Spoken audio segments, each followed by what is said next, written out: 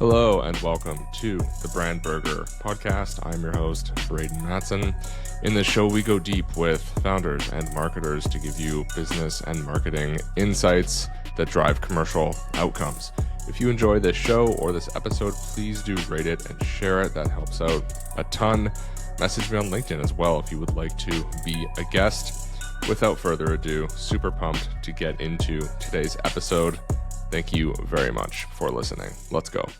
Today I am pumped because I have with me Oliver JP Osborne, and today we're talking about something that is incredibly important, and he's going to elucidate this in great detail, but what is essentially market and customer orientation. So real quick, before I let him intro himself, he is a founder at ocool.ca. They specialize essentially in leading with marketing orientation and growing businesses with customer centrism. He's also an advisor, a consultant, and we actually haven't chatted about this yet, but I would hope a Leafs fan, though I've been a terrible fan this year and haven't been paying attention. So to be honest with you, I don't know how they're doing. But in any case, huge thank you to him. Welcome to the show. Thanks for coming on, man. Pleasure to be here. Thank you for the invite. Of course. So we both did the Ritsonian mini MBA. I loved it overall. I thought there were some things that we would disagree with, but that's just how the industry is. And the first module in it is called market orientation. So I'd love, just for everyone listening, if you can just ground us in what is market orientation and what do we mean when we actually say orientation in the context of a business? Yeah, absolutely. Market orientation is as the name suggests, putting the experience, the thoughts, the behavior of the market, your customers and your potential customers at the center of your thinking and in an ongoing fashion. I have worked with my fair share of kind of early to mid-stage companies, and there is a sense often that one's company is market oriented, whereas in fact you kind of have a Polaroid of a snapshot of the market many years ago, and unless you're kind of consistently questioning and tracking what is going on out there, things can move. I mean, just in the last 4 years, we've come off the back of a pandemic.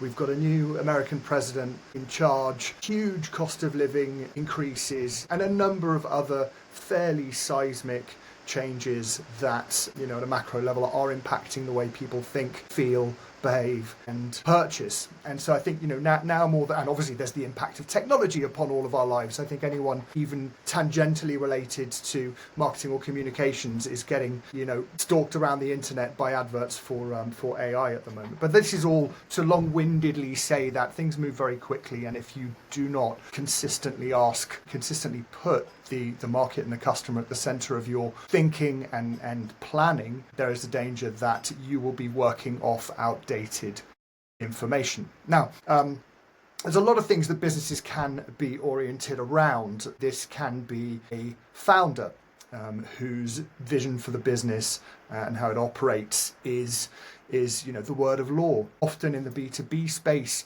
you will have the sales function that be the fulcrum around which things orient, and this feeding into the classic one is that the sales team will just sell anything, and so that they have a product team following behind them trying to put stuff together off the back of a potential sale. There's so much to pull at there, and the definition is super clear. And so before we go deeper in terms of how to actually apply this and some of the research methods and other things we're going to talk about, and you hit on a couple of them, but is there a common orientation in B2B or B2C too? You mentioned essentially being sales-led, and which is really, I think, what we're talking about here. What are some of the other ways that you can be oriented, and why is market orientation for the marketing function basically superior? I assume you would take that belief as well.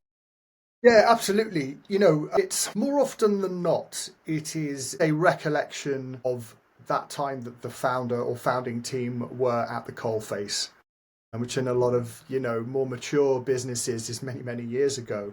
It is a gut feeling built off limited exposure to the market. Now, when you are a very small organization and you have a very small surface area to the market, that is the first, dozen or so people that are engaging with you, you can, as a founder, as a leader of the business, have more or less the big picture. But this very, very quickly, at least as far as your immediate customers, but this very, very quickly gets to the point where, a single person without proper processes in place will struggle to have that complete picture, and more it's a working from personal recollections or anecdotal evidence. Often if you have again back to the kind of the sales driven organizations, salespeople are by their very nature charismatic in one way or another, and there's often a very loud voice in the room that is dictating how the business views the market. And so the other part to this was about techniques to capture or to stay on track. I mean, listen, at its very simplest, it is, and I think there's the most pushback for kind of structured market research, primary market research from B2B businesses. Oh, well, we couldn't possibly do a representative survey. We're not engaging with that many customers on a yearly basis. But really, at its simplest, you can just speak to the full breadth of the value chain. That is, let's say you are a B2B business, you have a couple of dozen customers, speak to all of those and everybody internal and any partners that you may wish or that you are using to service those customers. Now, why should we ask these people? Why should we, ask the same questions internally? The goal is to have every unit of the business aligned with what drives value for the market. Now, if your product team is in the dark, if your sales team is in the dark, then you will almost inevitably have people optimizing for the wrong things. And so, a simple process of some one-on-one interviews with, a dozen customers or so, and then get through, possibly in a simpler survey format, everyone internally. And you want to see how well aligned you are. And this should be public and communicated internally in a very comprehensive fashion so that you can understand how well aligned you are with what actually drives revenue, which is the sentiment and actions of the market itself. So that's kind of, a minimum effective dose, especially tuned for the B2B world. But I think it goes beyond that. You can, as a bar or restaurant, apply exactly the same approach and get some serious insights. I think this is worth hitting on, right? Like, we're not talking, for anyone listening or watching, we're not talking about something that is only applicable at 100 million or $1 billion in revenue. You could do this even before you have a single customer, right? I mean, you could talk to your market so that, and in fact, would you agree that the ideal approach before even going to market with a product is this level of insight? Would you agree with that? Yeah, I mean, I think it can be very easily gleaned from, you can just sweet talk half a dozen people or organizations that look exactly like the one you want to go after.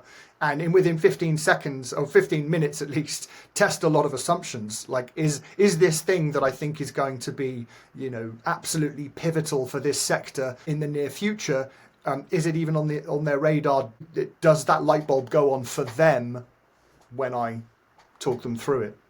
As well as, obviously, there's often gold mines of secondary research that can be extracted, even sometimes tangentially, right? Like, if you make a particular product and you can look at the price of your core ingredients over the last 15 years and see which way they're trending, then you can kind of assess, you can look at margins and how easily you're going to be able to deliver upon that into perpetuity or any other number of things. I'm always fascinated by the unexpected gems that come out of just doing a solid bit of secondary research, just not paying for anything other than your Wi-Fi bill and a laptop which you already own. Even as far as kind of legislation coming down the pipe and stuff like that can be quite illuminating.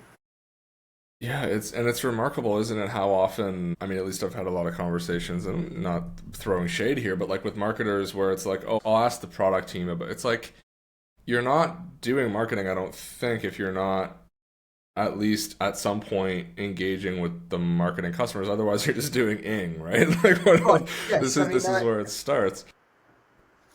this is, a kind of common. I mean, honestly, I think it's fair to kind of call it a malaise within the discipline, and indeed outside of it. But it's worse that it comes from within the discipline, where there's a lot of people with marketing in their title who are purely comms professionals, and it's the marketing being diagnosis, strategy, and tactics, of which communications is 1/4. That's a very small part of marketing, and there's a lot.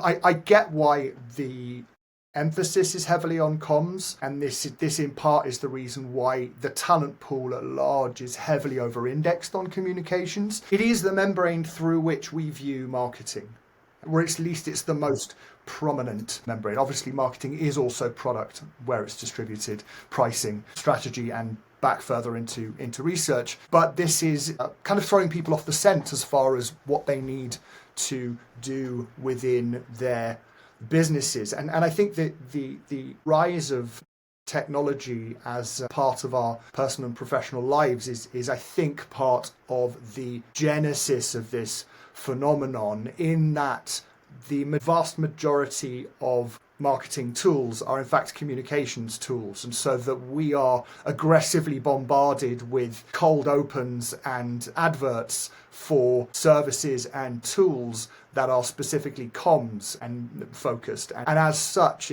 there's just a barrage of noise that is the subtext of which is that marketing is communications, and that's it. Yeah. No, it's like I said this to John James when he was on the podcast, and we were talking about something. My blood pressure is like rising and lowering at the same time because I so like violently agree with you. And it's just like once your eyes are open to this, you see it everywhere. I want to ask you about, so any marketer will know that 99% of the time, and maybe that's an under or overestimate, you're working with a product that has not been developed with research first. And there's like an is-ought gap here where it shouldn't be that way, but it is in most cases. And so what does it look like for a marketer at let's say like a small or medium business? We can take the large enterprises out who have big research budgets if they choose to use them for a second. How do you actually start approaching, you come into an organization, maybe you're CMO or director of strategy or marketing, and you know that this is important. You have looked at the product, maybe you've done some cursory analysis to see that there's some improvement necessary, or the organization is not market oriented at all. Where do you actually start and communicate that value? Like, do you make a pitch for the value first? Do you go and execute first? Where do you think that people should think about starting with this process? Yeah. Listen, fundamentally, the goal is to draw a line between customer insights or market insights and revenue opportunities. Like, it is purely that simple. Now, when you kind of strip off, okay, well, let's find communications opportunities, and you pull back and look at every step of the customer experience, whether you are, a hotel or logistics SaaS business, when you start looking at every step of that and understanding from the customer itself where there are opportunities, sometimes things are kind of simpler and lower cost than you would expect. I was speaking with I'm going to keep this anonymous, but they provide like a fun activity, but also with an F&B component, and they were not tracking check average, so how much people on average spend on F&B. Typically, when you don't track something, then it's not being managed at a group level, and so that it's kind of a bit of a luck of the draw as to whether you just happen to have, they got multiple sites, whether you happen to have people who are great at driving that or not. It wasn't something that was being supported at the service level as far as that being trained into the personnel there. So there was a kind of there was a what we calculated was about $250,000 revenue opportunity that would have involved having people who are already paid to be there say an extra couple of sentences in order to drive revenue. So before we'd even got into how do we go out to the market and generate more business, there was business on the table that hadn't been, opportunities on the table. And just by virtue of the fact that we dug into this and we got to the bottom of what the big picture looked like, because again, it's about going beyond comms and go, well, what does your product and service actually look like? There was another instance of this slightly kind of oblique discovery when I was working with a logistics SaaS tech company. The discrepancy or the difference in aesthetic between everything they were seeing in the sales decks and everything they were seeing on the website and then the product itself was causing churn because it didn't feel familiar. They felt the language being used was different, and it made the product harder to use. It made it less sticky, and so that we were able to identify again something that was a core part of the product that had a revenue opportunity attached to it. So the simplicity there, and when you first said that, is like that's absolutely it, right? I mean, as soon as you can connect the work that you're doing ultimately to revenue and business commercial outcomes, the better. So when you're talking about the things that you learned in those cases, I mean, obviously, like, you're not going to reveal your entire thing, but like, is it starting with talking to customers? Like, is it structured interviews? Like, as soon as possible. Yeah. Trying to put yourself in their shoes. If you're a B2B company, what is it? Going through the sales process, like really understanding like what are they likely to be seeing, if they've got any analytics as far as attribution type analytics. I always kind of approach that stuff with a bit of a grain of salt, because something like just like making your first payment and your onboarding process is probably going to do a lot more heavy lifting as far as retention is concerned versus which channel they were last touching, kind of thing, right? But yeah, and this is always, because I mean, essentially they've proved concept, right? Even if you only have 6 customers, they've proved that someone will pay money. Exactly. This is your absolute best guess as to why anyone else would pay money to do business with you. So it always fundamentally has to be the starting point. And it can be surprising how novel this idea sounds to people who lead businesses. Yeah. Do you have like favorite questions or favorite, obviously, like I said, I'm not going to ask you for a framework, right? But like even just like a little one question that tends to give immediate insights, or is it really just the process overall that? Questions for the customers of my clients, or questions? Yeah. No, I mean, they revolve around the same things.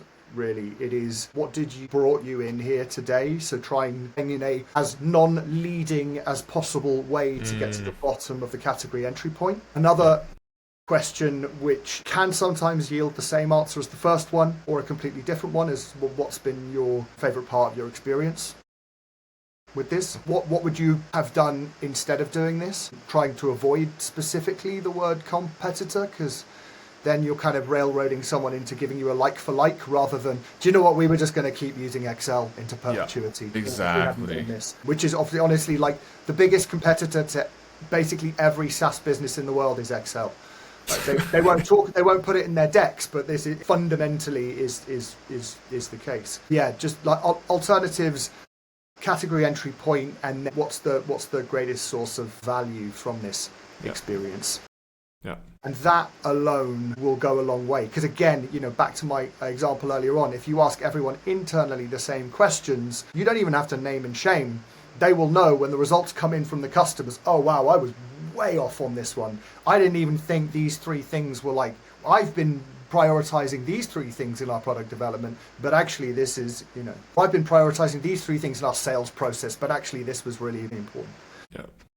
It's so simple, but so often not done, which gets to the other thing I wanted to ask you about, which is essentially qual versus quant and budgets for each. And again, in particular for smaller companies, I mean, would you agree that you should definitely start with qual? And then if so, like, what are your thoughts on quant, like a market survey? Do you think it's important in every case? Like, what do you think about that? Yeah, listen, if you can do it and you're clear on what you're going to do with that data, then do it, because then you have, I mean, I especially like firstly, yes, absolutely, because qual is a phone call to a customer whose number you already have to say, hey, listen, if you've got 15 minutes, we're doing this exercise. I always like to frame this whole process as the business is at a turning point. As one of our most important customers, we are keen to build the business around you. could you spare 20 minutes? We'd love to pick your brains on your experience so far of working with us, because we're doing a lot of work on a kind of upgraded direction and function for the organization, right? So always frame it like that. Get that qual done. Always start there, and then skim off a bunch of positives and a couple of negatives, and then run quant against that. Like if this is something you can reasonably do. Obviously, if you're a very niche SaaS product, it can be very expensive to get in front of the right kinds of people. So that's fine. It's not for everyone. Conversely, there are FMCGs, hospitality, stuff that is you can just run a Gen Pop survey relatively cost effectively. At the very simplest, you want to give a leadership team that clarity to execute, because I personally, years back, were just in rooms where people were kind of taking chunks out of each other, trying to get the through route for their messaging, and then they were doing the same thing 6 weeks later when another campaign was about to go out. So quant can be great if you want to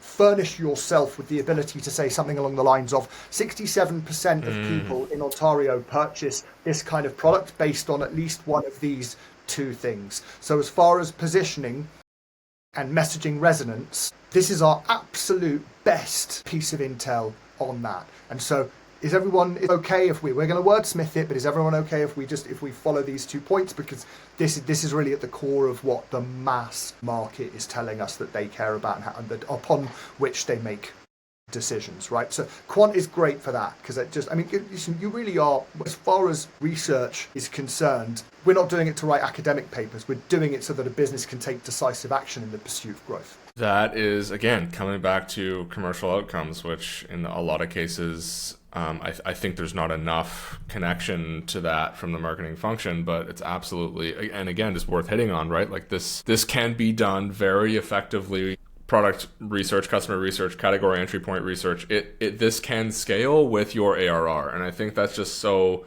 Because there may be a bit of a mindset where companies have like, oh, we can't afford research because it's perceived as expensive, $50,000 market survey that sits and gets dusty somewhere, right? Like we've all seen those, right? But it doesn't have to be that way.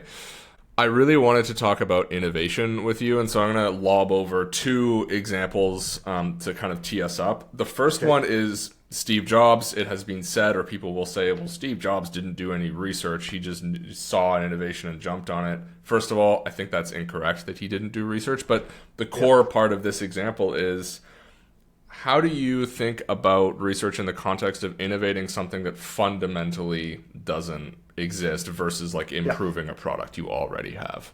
Yeah.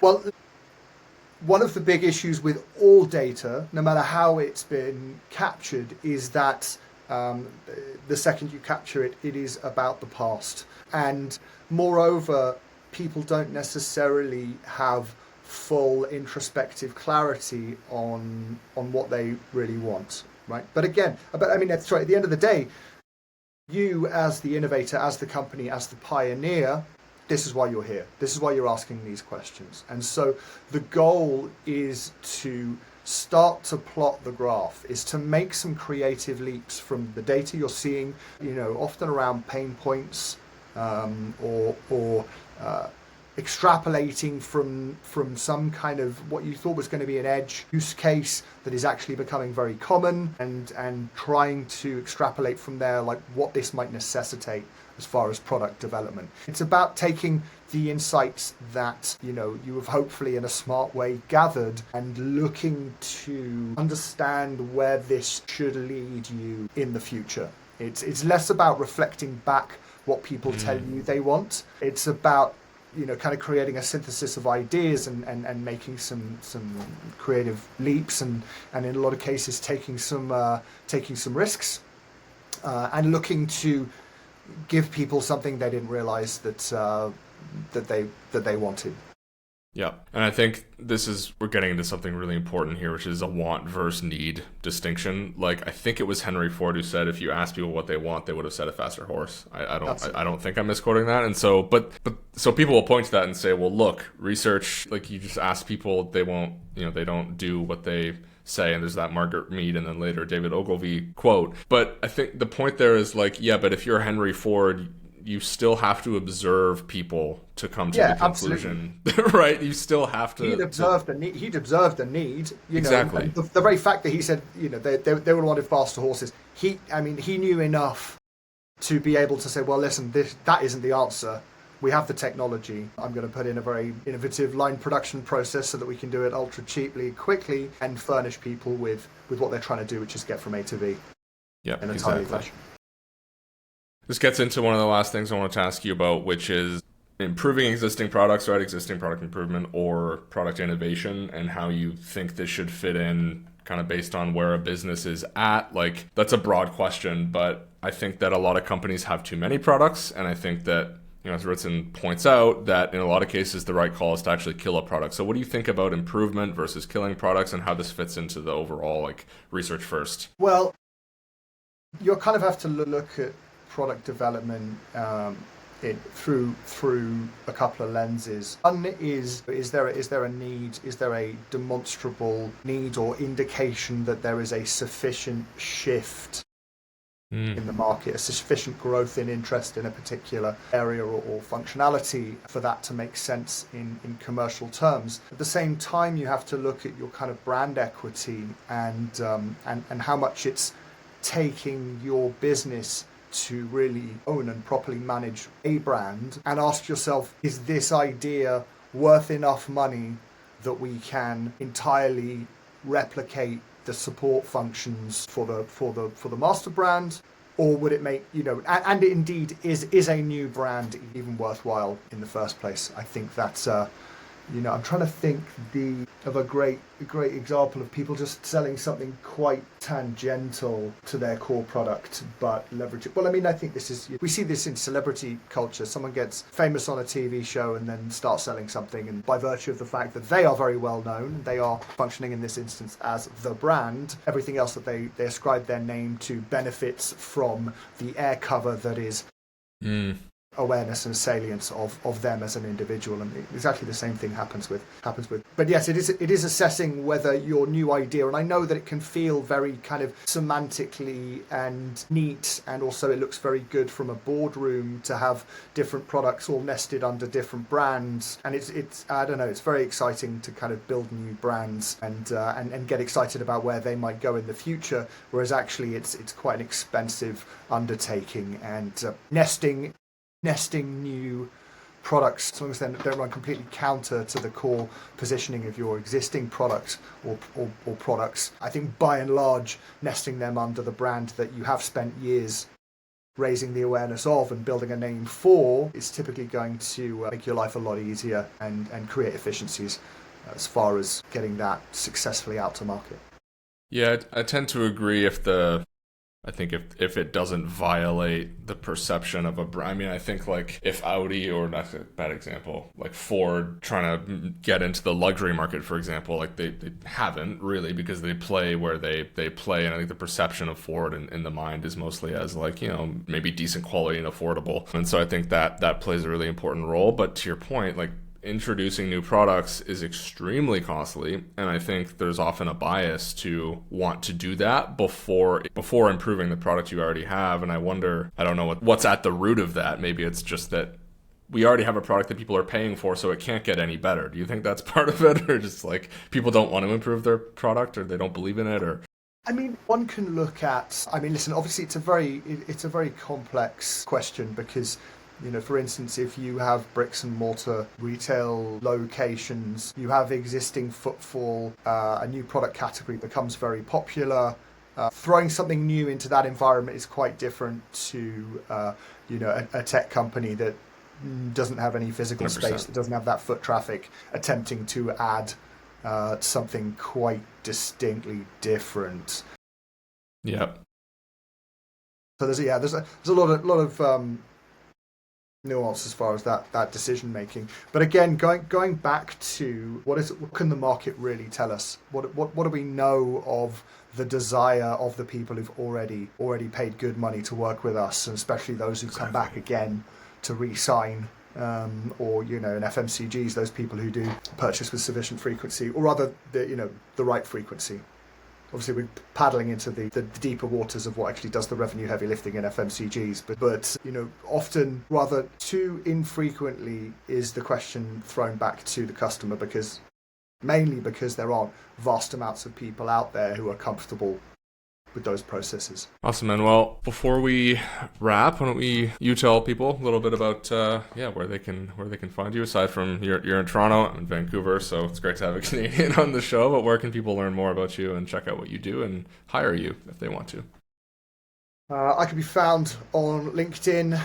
Oliver JP Osborne on LinkedIn. You can also go to OHCool, that's ohcool.ca, to find out a little bit more about the business.